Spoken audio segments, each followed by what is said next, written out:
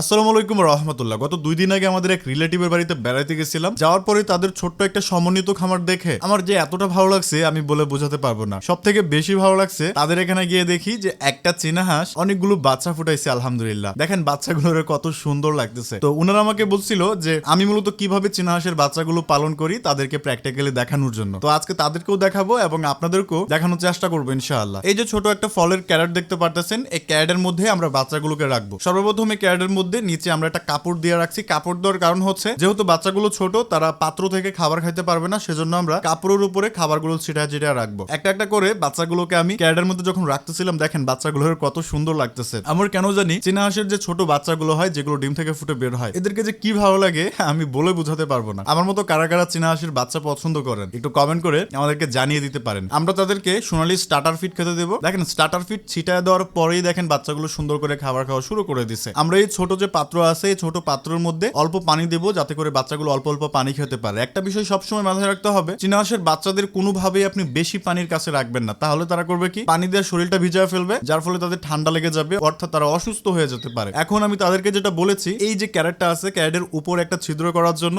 এটার মধ্যে 40 ওয়াটের একটা বাল্ব জ্বালায় রাখার জন্য। অর্থাৎ রাত্রেবেলা বাল্ব জ্বালানো হবে এবং দিনের বেলা যখন সূর্য উঠবে তখন এই পুরো ক্যারেটটা করবে কি সুন্দর করে আয়না রোদ্রের মধ্যে রেখা দিবে, যার ফলে হবে কি বিদ্যুৎ খরচ অনেকটা কমে যাবে। দেখেন বাচ্চাগুলোকে এই জায়গায় রাখার পরে আমি যখন উপরে রাখছি তখন 1-2টা কবুতর দেখা যেতেছে। তখন ওই যে খামারি যার বাড়িতে আমরা গেছি, উনি যেটা বললো অল্প পরিমাণ ধান যদি ছিটায় দেওয়া হয় দেখবেন আরো অনেক কবুতর আসবে। উনি কয়েকটা যখন ধান ছিটায় দিছে, দেখেন সকল কবুতর গুলো উড়ে উড়ে আসতেছে খাবার খাওয়ার জন্য। কি যে একটা ভালো লাগা কাজ করতেছে আমি বলে বুঝাতে পারবো না। দেখেন গ্রাম অঞ্চলে যারা আছে তারা কবুতর কিভাবে পালন করে, ঘরের সামনে এরকম ছোট একটা ঠুকরি বাঁধে, এই ঠুকরির মধ্যে এরকম ছোট্ট একটা রাস্তা থাকে, এই রাস্তায় তারা আসা যাওয়া করে কবুতর গুলা, এবং ভিতরে ডিম পারে বাচ্চা পারে। এই জায়গায় দেখতে পারতেছেন একটা কবুতর 2টা বাচ্চা নিয়ে বের হয়েছে, মানে বাচ্চাগুলোর কত সুন্দর লাগতেছে। দেখেন আমার পুরো লাইফে এই প্রথম কবুতরের বাচ্চা আমি হাতে নিছি, মানে অন্যরকম একটা ভালো লাগা কাজ করতেছে। আপনারা কারা কারা চাচ্ছেন সজীব ব্রাদারের সমন্বিত খামারে অল্প কয়েকটা কবুতর থাকবে, অবশ্যই আপনি কমেন্ট করে আমাদেরকে জানিয়ে দিতে পারেন। দেখেন তাদের এই সমন্বিত খামারে অনেকগুলো চীনা হাঁস আছে, তো মূলত তারা এখানে চীনা হাঁসগুলো বেশি পালন করছে, এবং গ্রাম অঞ্চলে যারা চীনা হাঁস পালন করে তাদের ভাই প্রফিট অনেক, বুঝছেন। তারা